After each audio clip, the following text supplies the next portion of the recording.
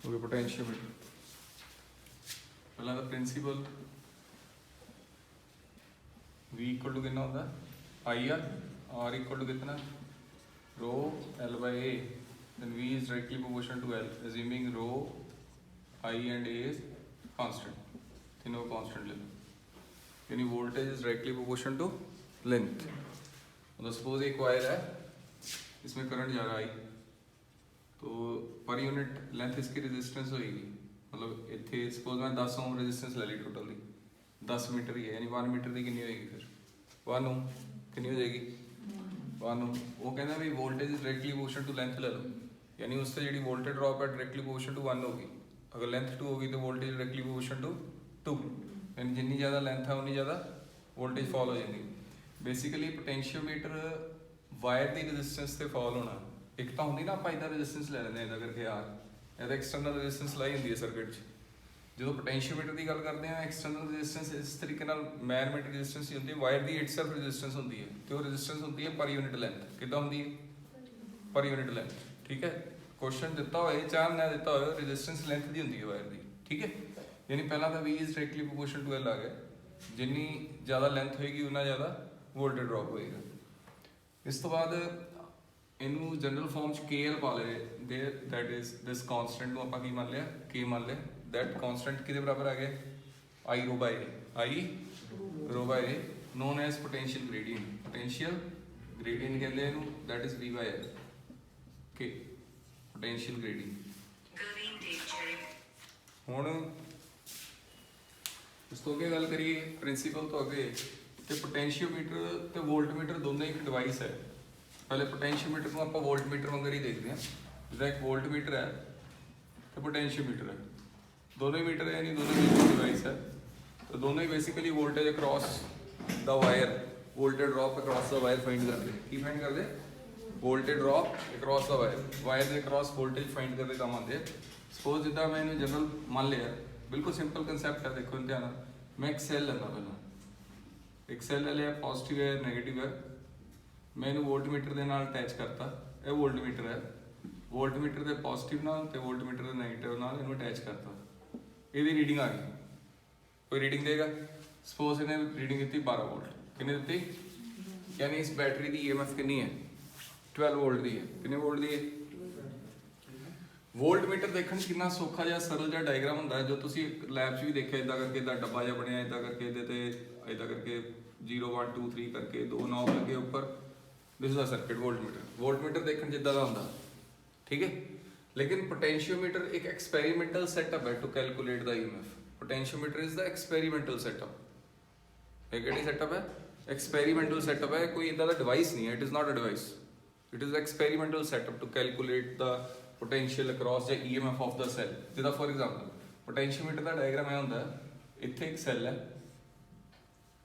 उस तो बाद कॉम्प्लीकेट करना है डायग्राम को कर सकते हो, नहीं करना ना करो।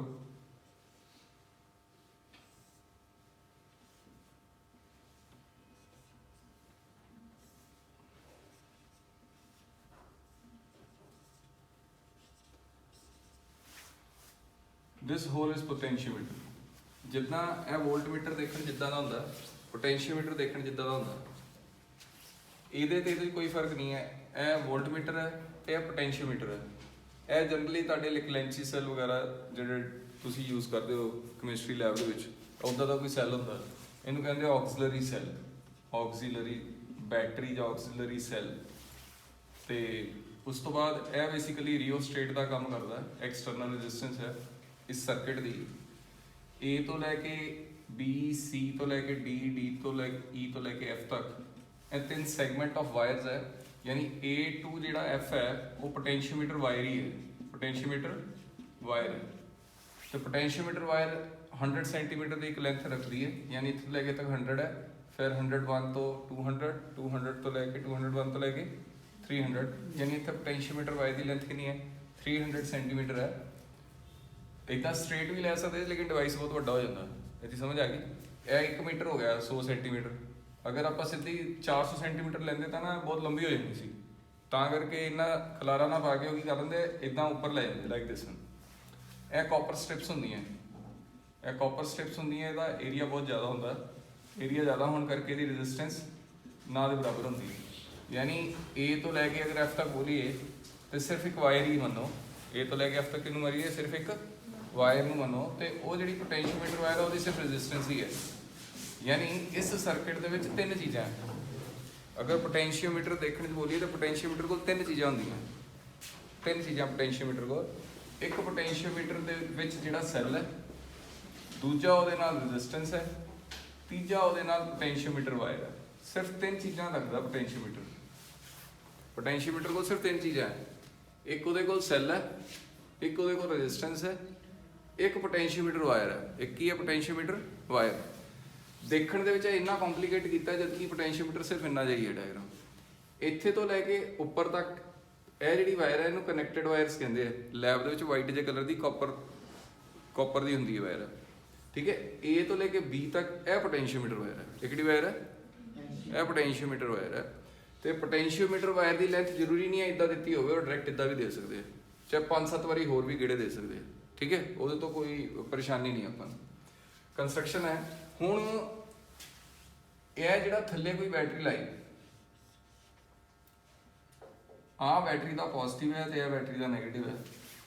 ਵੋਲਟਮੀਟਰ 'ਚ ਵੀ ਪੋਜ਼ਿਟਿਵ ਦੇ ਨਾਲ ਪੋਜ਼ਿਟਿਵ ਹੀ ਅਟੈਚ ਹੁੰਦਾ। ਵੋਲਟਮੀਟਰ ਦੇ ਵਿੱਚ ਵੀ ਅਗਰ ਤੁਸੀਂ ਇਹ ਸੈੱਲ ਹੈ ਕੋਈ ਜਾਂ ਬੈਟਰੀ ਹੈ ਥੱਲੇ, ਇਹਦਾ ਪੋਜ਼ਿਟਿਵ ਵੋਲਟਮੀਟਰ ਦੇ ਪੋਜ਼ਿਟਿਵ ਨਾਲ ਕਨੈਕਟ ਕਰੋਗੇ ਤਾਂ ਹੀ ਰੀਡਿੰਗ ਦੇਗਾ, ਨੈਗੇਟਿਵ ਨਾਲ ਕਨੈਕਟ ਕਰੋਗੇ ਤਾਂ ਹੀ ਰੀਡਿੰਗ ਦਿੰਦਾ। ਇੱਦਾਂ ਹੀ ਅਗਰ ਮੈਂ ਪੋਟੈਂਸ਼ੀਓਮੀਟਰ ਯੂਜ਼ ਕਰਨਾ ਹੈ ਤੇ ਪੋਟੈਂਸ਼ੀਓਮੀਟਰ ਜਿੱਦਾਂ ਵੋਲਟਮੀਟਰ ਜਗ੍ਹਾ ਸਾਰਾ ਪੋਟੈਂਸ਼ੀਓਮੀਟਰ ਲਾ ਲਿਆ ਤੇ ਇਹ ਬੈਟਰੀ ਦੇ ਨਾਲ ਆਪਾਂ ਇਹਨੂੰ ਕਨੈਕਟ ਕੀਤਾ ਸੀ, ਜਿੱਦਾਂ ਇਸ ਕੇਸ ਮੈਂ ਵੋਲਟਮੀਟਰ ਨਾਲ ਇੱਦਾਂ ਕਨੈਕਟ ਕੀਤਾ, ਪਲੱਸ ਜਾਂ ਮਾਈਨਸ ਤੇ ਇੱਦਾਂ ਕਨੈਕਸ਼ਨ ਹੈ, ਠੀਕ ਹੈ। ਇਹ ਵੋਲਟਮੀਟਰ ਦੇ ਕ੍ਰਾਸ ਕਨੈਕਸ਼ਨ ਹੈ। ਇਹ ਵੋਲਟਮੀਟਰ ਸੀ, ਇਹ ਪੋਟੈਂਸ਼ੀਓਮੀਟਰ ਹੈ, ਇਹ ਹੀ ਬੈਟਰੀ ਹੈ। ਇਹ ਚੱਕ ਕੇ ਇੱਥੇ ਲਿਆ ਕੇ ਰੱਖਤੀ। ਹੁਣ ਇਹਦੀ ਅਗਰ ਰੀਡਿੰਗ ਲੈਣੀ ਹੈ ਤੇ ਇੱਕ ਕਨੈਕਸ਼ਨ ਤੁਸੀਂ ਇੱਥੋਂ ਕਰੋਗੇ, ਇਹ ਪੋਜ਼ਿਟਿਵ ਦਾ ਕਨੈਕਸ਼ਨ ਇਹਦੇ ਨਾਲ ਹੋਏਗਾ, ਪੋਜ਼ਿਟਿਵ ਨਾਲ। ਹੁਣ ਜਿਹੜਾ ਨੈਗੇਟਿਵ ਐਂਡ ਹੈ ਉਹਨੂੰ ਤੁਸੀਂ ਇੱਕ ਗੈਲਵੋਮੀਟਰ ਦੇ ਨਾਲ ਕਨੈਕਟ ਕਰਕੇ ਇੱਕ ਪੁਆਇੰਟਡ ਜਿਹਾ ਮਾਰਕਰ ਹੈ, ਜਿੱਦਾਂ ਮੇਰਾ ਜਿੱਦਾਂ ਪੁਆਇੰਟਡ ਐਂਡ ਹੈ, ਉਹਨੂੰ ਕਹਿੰਦੇ ਆ ਜੌਕੀ ਕਹਿੰਦੇ ਆ ਉਹਨੂੰ। ਉਸ ਜੌਕੀ ਦੇ ਨਾਲ ਇਹਦੇ ਤੇ ਇੱਦਾਂ ਕਰਕੇ, ਜਿੱਦਾਂ ਮਾਰਕਰ ਹੈ ਜੌਕੀ ਨੂੰ ਇੱਦਾਂ ਕਰਕੇ ਇੱਦਾਂ ਲੈ ਕੇ ਜਾਓਗੇ। ਕਿਸੇ ਜਗ੍ਹਾ ਤੇ ਤੁਹਾਡੀ ਗੈਲਵੋਮੀਟਰ ਦੀ ਰੀਡਿੰਗ 0 ਆ ਜਾਏਗੀ, ਗੈਲਵੋਮੀਟਰ ਦੀ ਰੀਡਿੰਗ 0 ਆਏਗੀ, ਮੀਨਸ ਉਹ ਨੈਗੇਟਿਵ ਹੋਏਗਾ। ਉਹ ਕੀ ਹੋਏਗਾ? ਅਗਰ ਐਂਡ ਪੋਜ਼ਿਟਿਵ ਹੈ ਨਾ ਤਾਂ ਬਾਕੀ ਸਾਰੇ ਐਂਡ ਨੈਗੇਟਿਵ ਹੀ ਹੈ। ਇਹ ਪੋਜ਼ਿਟਿਵ ਹੈ ਤੇ ਇਹ ਵੀ ਨੈਗੇਟਿਵ ਹੈ, ਇਹ ਵੀ ਨੈਗੇਟਿਵ ਹੈ, ਇਹ ਵੀ ਨੈਗੇਟਿਵ ਹੈ, ਇਹ ਵੀ ਨੈਗੇਟਿਵ ਹੈ, ਸਾਰੇ ਨੈਗੇਟਿਵ ਹੀ ਇਹਦੇ ਵਾਸਤੇ, ਠੀਕ ਹੈ। ਅਗਰ ਇਹ ਪੋਜ਼ਿਟਿਵ ਨਾਲ ਕਨੈਕਟ ਹੈ, ਨੈਗੇਟਿਵ ਇਹਦੇ ਨੈਗੇਟਿਵ ਨਾਲ ਕਨੈਕਟ ਹੈ। ਅਗਰ ਗੈਲਵੋਮੀਟਰ ਦੀ ਰੀਡਿੰਗ 0 ਹੈ, ਗੈਲਵੋਮੀਟਰ ਦੀ ਰੀਡਿੰਗ ਯਾਨੀ ਜੋ ਵੋਲਟੇਜ ਇੱਥੇ ਡਿੱਗੀ ਹੈ ਨਾ ਇਸ ਲੈਂਥ ਤੇ, ਉਨੀ ਹੀ ਵੋਲਟੇਜ ਇਸ ਬੈਟਰੀ ਦੀ ਹੈ, ਜਾਂ EMF ਕਹਿ ਲਓ। ਓਪਨ ਸਰਕਟ ਹੈ, ਮੈਂ ਕੀ ਬੋਲਾਂਗਾ, EMF। ਜਿੰਨੀ ਸਰਕਟ ਦੀ EMF ਹੈ ਉਨੀ ਹੀ EMF ਇੱਥੇ ਡ੍ਰੌਪ ਹੋਏਗੀ, ਉਨੀ ਵੋਲਟੇਜ ਇੱਥੇ ਡ੍ਰੌਪ ਹੋਏਗੀ, ਕਿਉਂਕਿ ਕਰੰਟ ਤਾਂ ਹੀ ਨਹੀਂ ਜਾਂਦਾ ਜਦ ਦੋਨਾਂ ਦੀ ਵੋਲਟੇਜ ਕੀ ਹੋਵੇ, ਸੇਮ ਹੋਵੇ। ਮੀਨਸ ਅਗਰ ਮੈਂ ਕਹਤਾ, ਹੁਣ ਧਿਆਨ ਨਾਲ ਸੁਣੋ, ਇਹਦੇ 'ਚ ਕੀ ਸੀ, ਆ 12 ਵੋਲਟ ਦੀ ਬੈਟਰੀ ਇਹਨੇ ਸ਼ੋ ਕੀਤੀ ਸੀ, ਇਹਨੇ 12 ਵੋਲਟ ਸ਼ੋ ਕੀਤਾ ਸੀ ਡਾਇਰੈਕਟ। ਵੋਲਟਮੀਟਰ ਡਾਇਰੈਕਟ ਰੀਡਿੰਗ ਦਿੰਦਾ ਤੇ ਪੋਟੈਂਸ਼ੀਓਮੀਟਰ ਡਾਇਰੈਕਟ ਰੀਡਿੰਗ ਨਹੀਂ ਦਿੰਦਾ।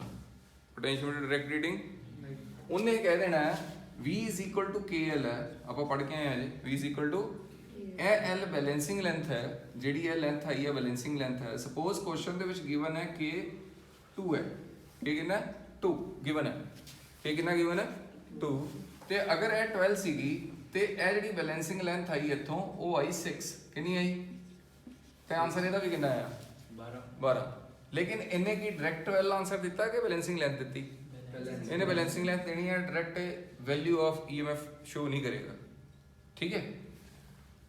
ਹੁਣ ਬੱਚੇ ਨੂੰ ਇੱਥੇ ਇਹ ਕਨਫਿਊਜ਼ਨ ਹੋਣੀ ਸ਼ੁਰੂ ਹੋ ਗਈ, ਸਰ ਇੱਕ ਜਗ੍ਹਾ ਤੇ EMF ਬੋਲਦੇ ਆ, ਇੱਕ ਜਗ੍ਹਾ ਟਰਮੀਨਲ ਪੋਟੈਂਸ਼ੀਅਲ ਬੋਲਦੇ ਆ, ਮੈਨੂੰ ਇਹ ਦੱਸੋ ਇਸ ਸੈੱਲ ਦੇ ਵਿੱਚ ਕਰੰਟ ਜਾ ਰਿਹਾ?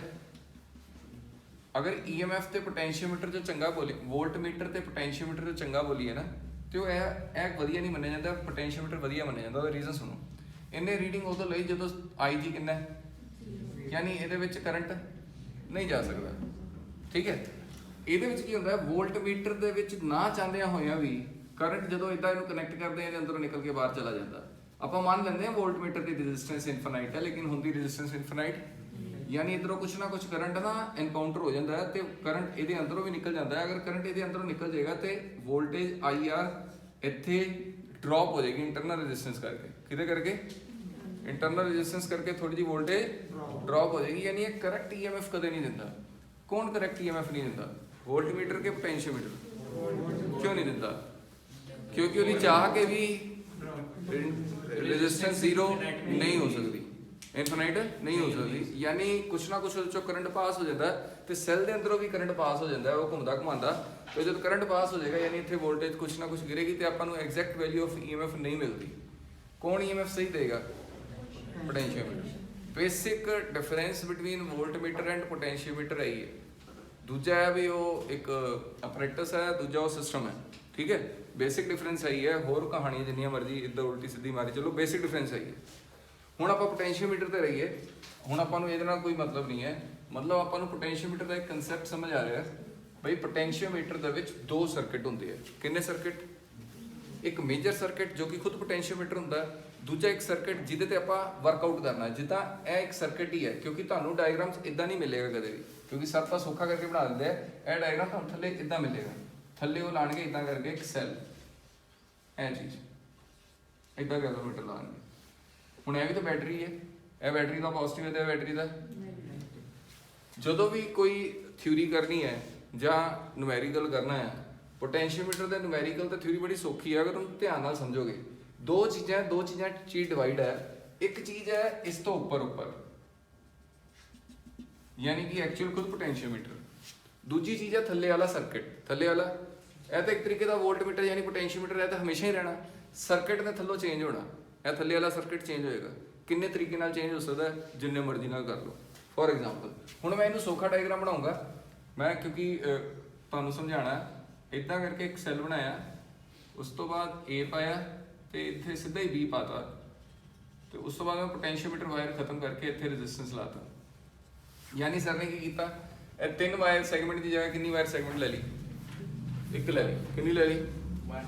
ਮਰਜ਼ੀ ਹੈ, ਲੇਕਿਨ ਜਿੰਨੀ ਜ਼ਿਆਦਾ ਲੰਬੀ ਵਾਇਰ ਲੋਗੇ ਉਨਾ ਜ਼ਿਆਦਾ ਫਾਇਦਾ ਹੁੰਦਾ, ਉਨਾ ਜ਼ਿਆਦਾ, ਕਿਉਂਕਿ V/L ਜਿੰਨੀ ਜ਼ਿਆਦਾ ਲੈਂਥ ਜ਼ਿਆਦਾ ਹੋਏ ਤੇ K ਦੀ ਵੈਲਿਊ ਕੀ ਹੋਏ? ਘੱਟ ਹੋਏ ਤੇ ਉਹ ਚੰਗਾ ਮੰਨਿਆ ਜਾਂਦਾ। ਪੋਟੈਂਸ਼ੀਅਲ ਗ੍ਰੇਡੀਐਂਟ ਘੱਟ ਚੰਗਾ ਮੰਨਿਆ ਜਾਂਦਾ। ਕੀ ਮੰਨਿਆ ਜਾਂਦਾ? ਪੋਟੈਂਸ਼ੀਅਲ ਗ੍ਰੇਡੀਐਂਟ ਘੱਟ। ਜਿੰਨੀ ਜ਼ਿਆਦਾ, ਜਿੱਦਾਂ ਦੇਖੋ ਅਗਰ 2 ਵੋਲਟ ਹੈ, 2 ਵੋਲਟ ਨੇ ਇੰਨੀ ਜਗ੍ਹਾ ਗਿਰਨਾ ਤੇ 2 ਵੋਲਟ ਦੇ ਇੰਨੇ ਹਿੱਸੇ ਕਰ ਲਓ, ਛੋਟੇ। ਅਗਰ ਮੈਂ ਇੰਨੀ ਲੈਂਥ ਕਰਨਾ ਤਾਂ 2 ਵੋਲਟ ਦੇ ਕਿੰਨੇ ਹਿੱਸੇ ਹੋ ਗਏ? ਬਹੁਤ ਜ਼ਿਆਦਾ। ਯਾਨੀ 2 ਵੋਲਟ ਦੀ ਰੀਡਿੰਗ ਦੇ ਵਿੱਚ ਬਹੁਤ ਸਾਰੇ ਪੁਆਇੰਟਸ ਆ ਗਏ, ਮਤਲਬ ਐਕੂਰੇਟ ਰੀਡਿੰਗ ਦੇਗਾ ਅਗਰ ਲੈਂਥ ਜ਼ਿਆਦਾ ਹੈ। ਯਾਨੀ ਅਗਰ ਉਹਨਾਂ ਨੇ ਕੁਐਸਚਨ ਪੁੱਛਿਆ V/L ਹੈ, ਸੇਮ ਵੋਲਟੇਜ ਤੇ ਕਿਹਦੀ ਲੈਂਥ ਜ਼ਿਆਦਾ ਹੈ? A ਦੀ ਕਿ B ਦੀ? ਸੇਮ ਵੋਲਟੇਜ ਤੇ ਕਿਹਦੀ ਲੈਂਥ ਜ਼ਿਆਦਾ ਹੈ? A ਦੀ ਜ਼ਿਆਦਾ ਕਿ B ਦੀ ਜ਼ਿਆਦਾ? A ਦੀ ਜ਼ਿਆਦਾ, ਯਾਨੀ A is more sensitive. A is, ਇਹ ਵੀ ਕੁਐਸਚਨ ਆਉਂਦਾ which one potentiometer is more sensitive, ਤੇ ਸੇਮ ਵੋਲਟੇਜ ਤੇ ਜਿਹਦੀ ਲੈਂਥ ਜ਼ਿਆਦਾ ਹੈ ਉਹ पोटेंशियोमीटर ਸੈਂਸਿਟਿਵ ਹੈ ਤੇ ਉਹ ਅੱਛਾ ਮੰਨਿਆ ਜਾਂਦਾ ਹੈ। ਤਾਂ ਕਰਕੇ ਅੱਛਾ पोटेंशियोमीटर ਇਹ ਕੀ ਹੈ? ਇਹ ਗੱਦਾ ਹੈ ਅੱਛਾ, ਕਿਉਂਕਿ ਇਹਦੀ ਲੈਂਥ। ਲੇਕਿਨ ਆਪਾਂ ਸਮਝਣਾ, ਆਪਾਂ ਈਜ਼ੀ ਟੂ ਅੰਡਰਸਟੈਂਡ ਕਰਨਾ ਹੈ, ਆਪਾਂ ਕਾਨੂੰ ਇੰਨਾ ਜ਼ਿਆਦਾ ਗੰਦ ਪਾਣਾ, ਆਪਾਂ ਸੌਖਾ ਸਮਝਦੇ ਹਾਂ। ਜਿੱਦਾਂ ਹੁਣ ਇਹਦੇ ਥਿਊਰੀ ਕੁਐਸਚਨਸ, ਠੀਕ ਹੈ, ਜਿਹੜੇ ਸਕੂਲ 'ਚ ਪੁੱਛੇ ਜਾਂਦੇ ਆ। ਸਭ ਤੋਂ ਪਹਿਲਾਂ ਤਾਂ ਉਹੀ ਹੈ we have to find voltage voltage find ਕਰਨੀ ਹੈ ਸੈੱਲ ਦੀ। ਕੀ ਫਾਈਂਡ ਕਰਨੀ ਹੈ?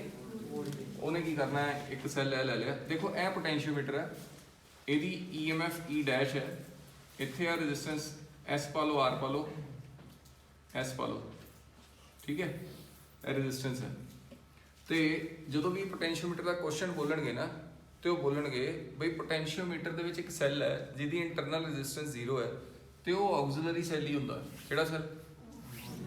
ਇਹ ਸੋਰਸ ਸੈੱਲ ਦੀ ਇੰਟਰਨਲ ਰੈਜ਼ਿਸਟੈਂਸ 99.9% ਕੁਐਸਚਨ ਦੇ ਵਿੱਚ 0 ਦਿੱਤੀ ਹੋਈ ਹੈ ਤੇ ਕੋਈ ਖਾਸ ਗੱਲ ਨਹੀਂ ਹੈ, ਬਸ ਉਹਦੇ ਤੇ ਜੋ EMF ਉਹਦੀ ਉਹੀ ਵੋਲਟੇਜ ਹੈ, ਫਿਰ ਇਹਨਾਂ ਤਾਂ ਕੋਈ ਔਖਾ ਹੀ ਨਹੀਂ ਹੈ। ਲੇਕਿਨ ਉਹਦੇ ਨਾਲ ਇੱਕ ਰਿਓਸਟੈਟ ਲਾਇਆ ਜੋ ਕਿ S ਹੈ, ਜੋ ਕਿ ਹੈ S ਹੈ।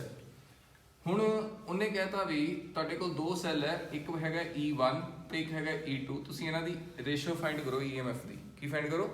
Ratio of EMF। ਤੁਸੀਂ ਪਹਿਲਾ ਸੈੱਲ ਦੇਖੋ, ਉੱਪਰ ਵਾਲਾ ਸਰਕਟ पोटेंशियोमीटर ਹੈ, ਜਿਹਦੀ ਸਰਕਟ ਦੀ ਮੇਰ ਕਰਨੀ ਹੈ, ਤੁਸੀਂ ਪਹਿਲਾਂ ਇਹ ਪਲੱਸ ਤੇ ਇਹ ਪਲੱਸ ਤੇ ਇਹ ਮਾਈਨਸ ਤੇ ਇਹ ਮਾਈਨਸ ਪੈਰਲਲ ਲਾਣੇ, ਠੀਕ ਹੈ। ਇਹਦਾ ਮਤਲਬ ਕੀ ਹੈ, ਤੁਸੀਂ ਅਗਰ ਨੈਗੇਟਿਵ ਇੱਥੇ ਲਾਤਾ, ਪੋਜ਼ਿਟਿਵ ਇੱਥੇ ਲਾਤਾ, ਇਹਨੇ ਕਦੇ ਵੀ ਰੀਡਿੰਗ ਨਹੀਂ ਦੇਣੀ। पोटेंशियोमीटर ਕਦੇ ਵਰਕ ਨਹੀਂ ਕਰੇਗਾ ਅਗਰ ਤੁਸੀਂ ਇਹ ਸੈੱਲ ਨੂੰ ਐਂਟੀ ਪੈਰਲਲ ਕਨੈਕਟ ਕਰ ਦਿਓ। ਪੈਰਲਲ ਕਨੈਕਟ ਕਰਨੇ ਮੀਨਸ ਪੋਜ਼ਿਟਿਵ ਹੈ ਤੇ ਇਹ ਵੀ ਕੌਣ ਹੋਏ? ਪੋਜ਼ਿਟਿਵ ਹੈ, ਨੈਗੇਟਿਵ ਹੈ ਤੇ ਇਹ ਵੀ ਕੀ ਹੋਏ? ਤਾਂ ਇਹਨੇ ਰੀਡਿੰਗ ਦੇਣੀ ਹੈ, ਨਹੀਂ ਤਾਂ ਇਹਨੇ ਅਪੋਜ਼ ਹੀ ਨਹੀਂ ਕਰਨਾ। ਇਹਨੇ ਉਹਦੇ ਨਾਲ, ਅਗਰ ਮੈਂ ਇਹਨੂੰ ਇੱਦਾਂ ਕਰਕੇ ਇੱਦਾਂ ਲਾਉਂਦਾ, ਇੱਥੋਂ ਕਰੰਟ ਆਏਗਾ, इधरों भी करंट निकल जाएगा, इधरों भी करंट निकल जाएगा, दोनों जुड़ के अगे फिर इकट्ठे चल जाएंगे। किहड़ी रीडिंग? कोई रीडिंग नहीं आनी। समझ आ गई? अपोज ही नहीं करना है।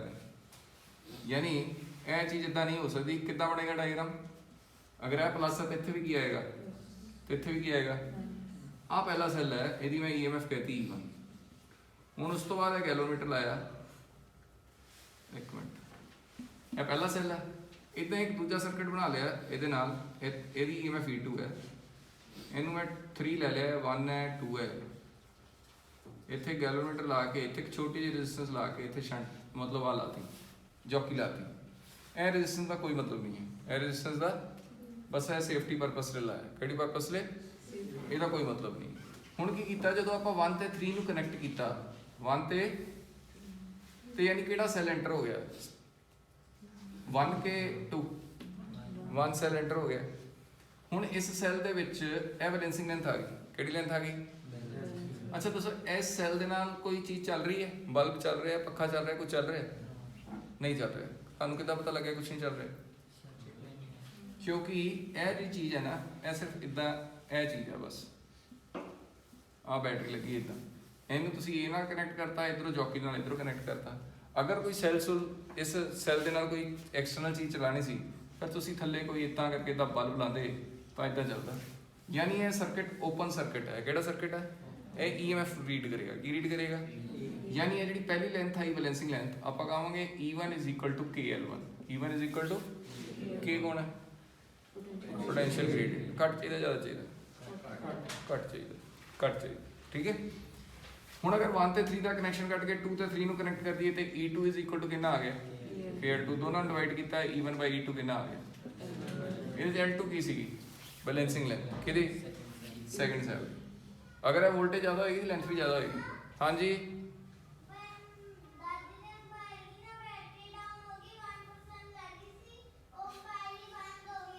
कोई गल नहीं, क्लास होंगी E1 डायरेक्टली और मैं पढ़ा रहा, बाद गल करो। Bye bye. E1 directly proportional to L1, E2 directly proportional to L2। आ समझ आ गई? दोनों की बैलेंसिंग लेंथ अपने को आ गई। यह कंपेयरिंग द EMF है, comparing the EMF। No chance, ये बिल्कुल चांस नहीं आएगा, क्योंकि कंपेयरिंग EMF कदे नहीं आता। बिल्कुल सिंपल कंसैप्ट है। दूजा दूजी एप्लीकेशन है वही स्कूलों या बोर्ड जाती होंगी है, तो वह देख लो चंगी तरह। वो चंगी तरह तो समझ आएगी अगर तुम प्रीवियस लैक्चर जो इस तो पहला लगे EMF ते टर्मिनल पोटेंशियल फर्क पता लगे तुहानू। आ देखो टीचर ने बनाया इदा डायग्राम, इदा करके इदा, ठीक है। उन्हें बढ़ाती इतने इंटरनल रेजिस्टेंस, आ कि रेजिस्टेंस है? External resistance. इतने उन्हें देती की, हुण की देती, इनू इत्थे ज्वाइन कर लिया, इनू इहदे नाल ज्वाइन गैलोमीटर ना करके इदा देता। मेरी मैं कल भी प्रीवियस लैक्चर एक चीज़ दसी सी, इस तार नू इहदी जगह मैं इत्थे ज्वाइन कर दिंदा तां भी कोई फर्क नहीं, क्योंकि इस रस्ते के दौरान रेजिस्टेंस कोई नहीं है।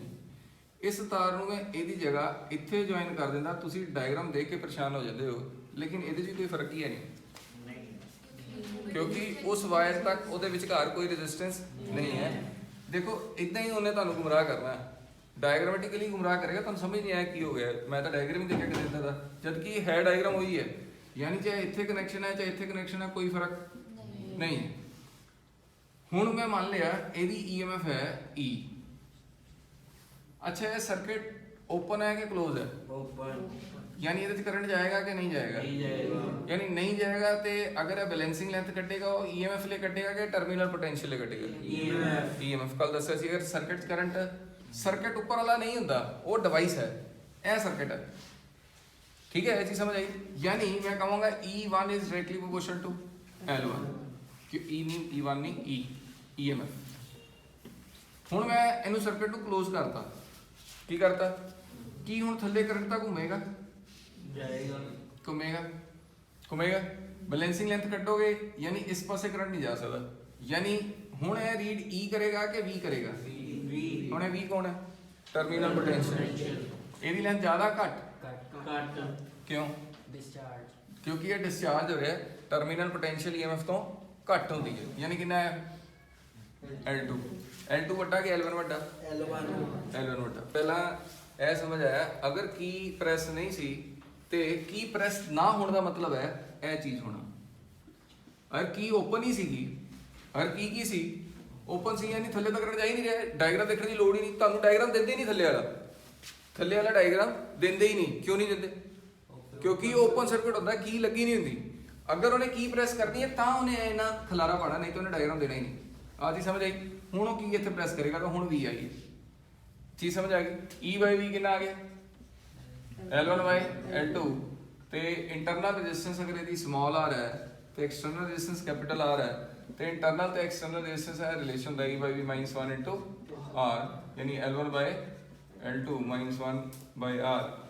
ਕਰੀਬ 50% ਕੁਐਸਚਨ ਇਹਦੇ ਹੈ ਤੁਹਾਡੇ ਬੈਕ ਸਾਈਡ ਡਾਇਰੈਕਟ ਫਾਰਮੂਲਾ ਲੱਗਦਾ, ਮਤਲਬ ਇਹ ਐਪਲੀਕੇਸ਼ਨ ਡਾਇਰੈਕਟ ਯੂਜ਼ ਹੁੰਦੀ ਹੈ। ਐਪਲੀਕੇਸ਼ਨ ਡਾਇਰੈਕਟ ਯੂਜ਼ ਹੁੰਦੀ ਹੈ, ਤੁਸੀਂ ਕਈ ਕੁਐਸਚਨ ਡਾਇਰੈਕਟ ਅਪਲਾਈ ਕਰ ਸਕਦੇ ਹੋ। R ਪਤਾ ਹੈ, ਇੰਟਰਨਲ ਰੈਜ਼ਿਸਟੈਂਸ ਹੁੰਦਾ ਹੈ L1 ਬਾਈ L2 -1 into ਐਕਸਟਰਨਲ ਰੈਜ਼ਿਸਟੈਂਸ। ਠੀਕ ਹੈ, ਹੁਣ ਐਕਸਟਰਨਲ ਰੈਜ਼ਿਸਟੈਂਸ ਇਹ ਵਾਲੀ ਹੈ, ਇਹ ਵਾਲੀ ਨਹੀਂ ਹੈ। ਇਹਦੇ ਤੇ ਇਹਦੇ ਚ ਕਨਫਿਊਜ਼ ਨਾ ਹੋਇਓ, ਇਹ ਚੀਜ਼ ਅਲੱਗ ਹੈ, ਉਹ ਚੀਜ਼ ਅਲੱਗ ਹੈ। ਉਹ ਰਿਓਸਟੈਟ ਦੀ ਰੈਜ਼ਿਸਟੈਂਸ ਹੈ। ਇਹ ਸਮਝ ਆ ਗਿਆ? ਹੁਣ ਮੈਂ ਨੂਮੈਰੀਕਲ ਕਰਾਣਾ, ਮੈਂ ਸਿੱਧਾ ਹੀ ਔਖਾ ਹੀ ਨੂਮੈਰੀਕਲ ਲੈਣਾ।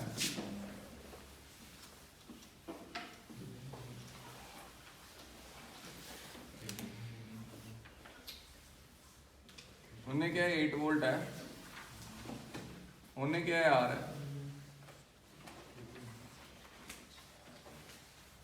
ਇਹ पोटेंशियोमीटर वायर है जिसकी रेजिस्टेंस 80 ओम है। कितने ओम है? 80 ओम है। छोटी लगी थोड़ी, कैलकुलेशन घट जाएगी, 8 ओम। ठीक है, थल्ले उन्हें क्या एक 2 वोल्ट सेल लगा है। कितना सेल लगा है? 2 वोल्ट सेल लगा है। ते यह गैल्वेनोमीटर लगा है, इसकी बैलेंसिंग लेंथ देती उन्हें सपोज 30 सेंटीमीटर। कितने सेंटीमीटर? एक मिनट जैसे नोट ना करो, समझो। ठीक है, हुण उन्हें पूछ लिया what is the value of external resistance. Simple question है, what is the value of R resistance कितनी है। ठीक है, तो ना देखो, अगर तुहानू शॉर्टकट नहीं भी करना, मैं नहीं चाहता तुसीं हुण शॉर्टकट मैं पूरे फुल मैथड ना कराऊंगा, मैं वैसे तो शॉर्टकट रखा हुआ है ईजी करने वास्ते। ਆਪਾਂ ਨਾ ਜਿਹੜਾ ਥੱਲੇ ਵਾਲਾ ਡਾਇਗਰਾਮ ਹੈ ਨਾ ਪਹਿਲਾਂ ਨਹੀਂ ਦੇਖਣਾ। ਕਿਹੜੇ ਵਾਲਾ? ਥੱਲੇ ਵਾਲਾ ਕਿਹੜਾ? ਇਹ 2 ਵੋਲਟ ਇਹ ਥੱਲੇ ਵਾਲਾ ਦੇਖਣਾ, ਉੱਪਰ ਵਾਲੇ ਨਾਲ ਖੇਡਦੇ ਆ। ਉੱਪਰ ਦੀ EMF ਕਿੰਨੀ ਹੈ? 8 I। R ਕਿੰਨਾ ਹੈ ਇਹਦਾ? 8। ਤੇ ਇਹਦਾ R ਕਿੰਨਾ ਹੈ? ਪਤਾ ਨਹੀਂ, ਉਹ R ਹੈ। ਪਤਾ ਲੱਗ ਗਿਆ? ਇਹ ਸਮਝ ਆ ਗਿਆ? EMF equal to current into resistance. अगर बाई चांस यदि इंटरनल रेजिस्टेंस दिती होंदी तो वो भी तो की होनी सी, ऐड ही होनी सी। फर्क तो नहीं कोई, पढ़ लो नहीं देता कहीं कुछ। तो यानी अपने को आई कितना आ गया? 8/8 प्लस R। ठीक है, अपना टारगेट पता की होंगे इस क्वेश्चन का? पोटेंशियोमीटर का हमेशा पहला टारगेट यही होंगे, what is voltage drop across AB। थले वाले डायग्राम कोई मतलब नहीं, AB तो कितनी वोल्टेज गिरी। हुण VAB equal to I into RAB। दोस्तों ये जो करंट आएगा वो सारे का सारा इतने घूमेगा ही, सीरीज घूमेगा। यानी अगर मैं इतने तो लैके इतने तक वोल्टेज करनी है तो V इक्वल टू की लाऊंगा, I तो हो ही जाएगा सारी जगह। यानी मेरी वोल्टेज अक्रॉस AB कितना आ गया? I कितना है? 8/8 प्लस R इंटू ਇਹਦੀ रेजिस्टेंस कितनी ਦਿੱਤੀ ਸੀ? 8। यानी कितना आ गया voltage across AB? 64/8 plus R। ठीक है, हजे तक ऊपर वाला ही सर्किट चल रहा है, तो ऊपर वाला ही चलना है, थले वाले सर्किट को देखना नहीं बिल्कुल। Now V is equal to की होता है? KL। V is equal to, अगर मैं K वोल्टेज अक्रॉस AB लेना तो लेंथ भी किहड़ी लांगा? AB। पूरी लेंथ बहुत जरूरी है, क्वेश्चन च गिवन होंदी है, वो होएगी। पोटेंशियोमीटर की फुल लेंथ हमेशा गिवन होएगी, वो देनी ही पैनी उन्होंने। हुण चाहे तुसीं इत्थे वैल्यू पुट कर दो, चाहे K की वैल्यू कैलकुलेट कर लो, तुहाडी जिम्मेवारी है, चाहे डिवाइड कर दो। VAB की वैल्यू कितनी है बोलो? 64/8 प्लस R इक्वल टू कितना? K length of AB। वो लेंथ ऑफ AB कितनी दी सर ने? 100। K तुहानू क्वेश्चन गिवन नहीं है, R भी गिवन नहीं है। अगर K गिवन होंदा तो R मिनट च ही आ जाना सी। हुण तुसीं थल्ले ऊपर वाले सर्किट हो गया, ਉੱਪਰ ਵਾਲੇ ਸਰਕਟ ਪਹਿਲਾ ਮੈਥਡ ਹੈ ਸਰਕਟ ਦਾ ਕਰੰਟ ਕੱਢੋ, ਕੀ ਕੱਢੋ, ਫਿਰ ਇਹਦੇ ਅਕ੍ਰੋਸ ਕੀ ਕੱਢੋ, ਵੋਲਟੇਜ ਕੱਢੋ। ਉਹ ਵੋਲਟੇਜ ਕਿਹਦੇ ਬਰਾਬਰ ਹੋਏਗੀ, K ਇੰਟੂ L ਵੀ, K ਇੰਟੂ, ਤੇ ਇਹ ਤੁਹਾਨੂੰ ਪਤਾ ਹੋਏਗਾ ਚਾਹੇ ਦਾ ਆਨਸਰ R ਗਿਵਨ ਹੁੰਦਾ ਤੇ ਤੁਸੀਂ K ਡਾਇਰੈਕਟ ਕੈਲਕੂਲੇਟ ਕਰ ਸਕਦੇ। ਇਸ ਕੁਐਸਚਨ 'ਚ R ਅਨਨੋਨ ਹੈ ਤਾਂ 99% 'ਚ R ਅਨਨੋਨ ਨਹੀਂ ਹੁੰਦਾ, ਉੱਪਰ ਵਾਲਾ ਰੈਜ਼ਿਸਟੈਂਸ ਅਨਨੋਨ ਨਹੀਂ ਹੁੰਦਾ। ਬੋਲੋ ਉਹ ਦਿਆ ਹੋਇਆ ਡਾਇਰੈਕਟ ਫਾਰਮੂਲਾ VAB ਦਾ ਡਾਇਰੈਕਟ ਫਾਰਮੂਲਾ। VAB ਅਗਰ ਡਾਇਰੈਕਟ ਕਰਨਾ ਸਟੈਪ ਨਹੀਂ ਵਧਾਣੇ ਹੋਏ ਡਾਇਰੈਕਟ ਮੈਥਡ ਹੁੰਦਾ VAB is equal to RAB upon R plus RAB into E। VAB calculate करना है, RAB कितना है 8, RAB कितना है तो R plus RAB मतलब 8 plus R, टोटल EMF ही कितनी है 8। वो डायरेक्ट आ जाता है, मतलब वो डायरेक्ट इतने पहुंचोगे ਇਹ ਸਟੈਪ ਬਚਦੇ ਆ। लेकिन फिर तुसी फिर दोबारा पूछना होगे तो अगर मैं डायरेक्ट शो नहीं करता, अच्छा बच्चा याद कर लेंदा डायरेक्ट, गंदे बच्चे वैसे तो दोनों चीज़ां नहीं याद करते,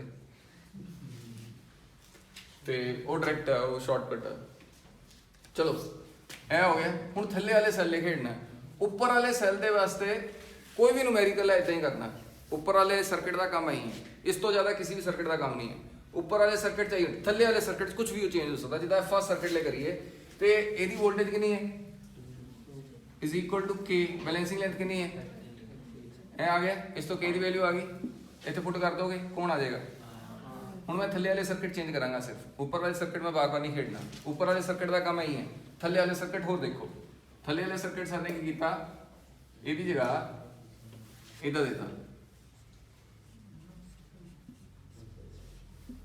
ए 6 वोल्ट ए 4 वोल्ट। रीडिंग आएगी, रीडिंग आएगी कि नहीं आएगी पहला दसो। आएगी क्योंकि यह बड़ा है कि यह बड़ा 6, ये पैरेलल वाला बड़ा होना चाहिए। 6 चो 4 के कितने रह गए 2 वोल्ट, 2 वोल्ट आ गए। यानी हुण इहदे वास्ते की आएगी 2 इक्वल टू कितना कि बैलेंसिंग लेंथ कितनी लई है मैं 30। तीजा क्वेश्चन उन्हें की करना है, इस क्वेश्चन के ना हिस्से कर देने। उन्हें कहना आ देखो आ ए चाहे एक्स ले लो वाई तो जेड। उन्हें क्या इनू एक्स ना ज्वाइन करो, इनू वाई ना ज्वाइन करो। किहड़ा सैल एंटर होया ए वाला, यानी 6 वोल्ट है, यानी 6 इज इक्वल टू कितना K into L। Balancing length में 30 हुई ली है। वो कहता जी एक्स ते वाई की जगह ना एक्स ते जेड नू लो, एक्स ते 6 की जगह हुण मैं 6 4 10 दोनों ऐड होणगे सेम डायरेक्शन च, अपोजिट हो जाएगा की कर दिंदा मैं माइनस। हुण उन्हें की कीता होर देखो, उन्हें कहता जी आ ई है, ਇਹਦੀ इंटरनल रेजिस्टेंस R1 है, औखा कर रहे हैं आ E2 है, ਇਹਦੀ इंटरनल रेजिस्टेंस कितनी है R2 है, ऐ इदां है। हुण दसो थल्ले सर्किट ले की आएगा।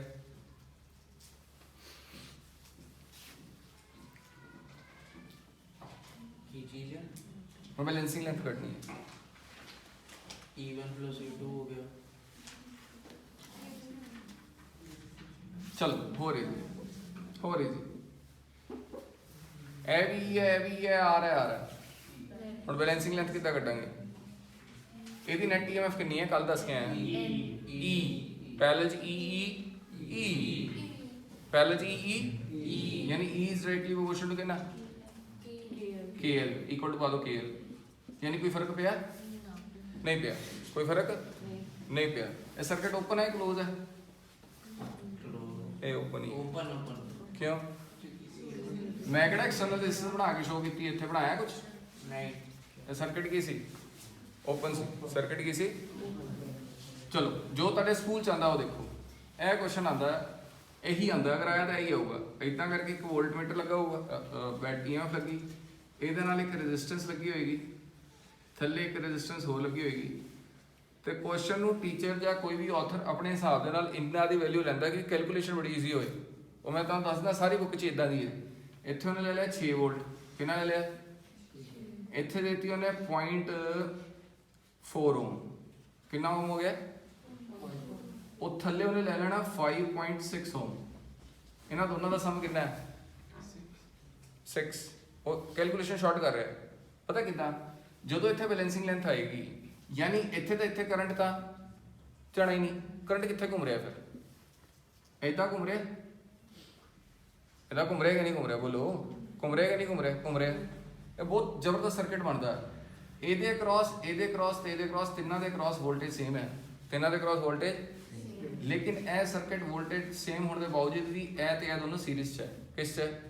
ਕਿਉਂਕਿ ਕਰੰਟ ਇੱਧਰ ਤਾਂ ਜਾ ਸਕਦਾ ਨਹੀਂ, करंट इतना घूमेगा तो 6 टोटल वोल्ट है, आई आपा कढ़ना है, आर कितना हो गया 6 सीरीज से है, यानी करंट कितने एम्पीयर है 1 एम्पीयर। कितने एम्पीयर 1 एम्पीयर कट्टण का की फायदा है?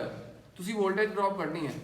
हुण आपां उपर वाले सर्किट का तो काम होया है, थल्ले वाले सर्किट की लिखांगे करंट क्यों कटिया सर ने, ध्यान नाल सुनो।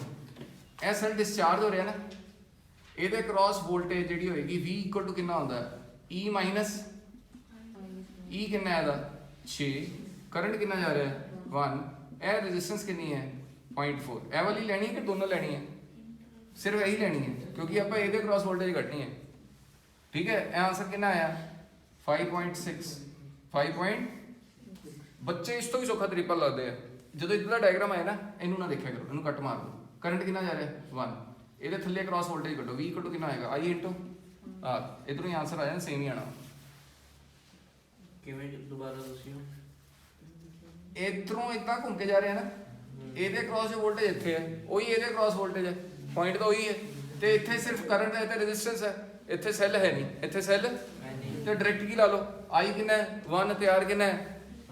अगर ऊपरों खेलना तो पूरा फार्मूला खेलना पैना, V इक्वल टू कितना E माइनस आई है, यानी मेरी दूजी क्वेश्चन की आई 5.6 equal to K length balancing कितनी देती है मैं 30। समझ आया? यह सब तो औखा डायग्राम है, इस तो औखा पोटेंशियोमीटर का क्वेश्चन नहीं है, यही है टफेस्ट क्वेश्चन पोटेंशियोमीटर का। पीयूष 5 मिनट वेट करना पैना, हजे वेट कर। हुण ना ਇਹਦੇ ਤੋਂ ਬਾਅਦ ਇੱਕ ਟੌਪਿਕ ਹੈ ਬੈਲੈਂਸਿੰਗ ਲੈਂਥ ਸ਼ਿਫਟਿੰਗ ਦਾ, ਨੂਮੈਰੀਕਲਸ ਤੋਂ ਬਾਅਦ। ਹੈ ਨਹੀਂ ਰੁਕੀ ਨਹੀਂ ਹੈ, ਉਹ बैटरी लो ਉਹ ਲੋ ਹੋ ਜਾਂਦੀ ਹੈ।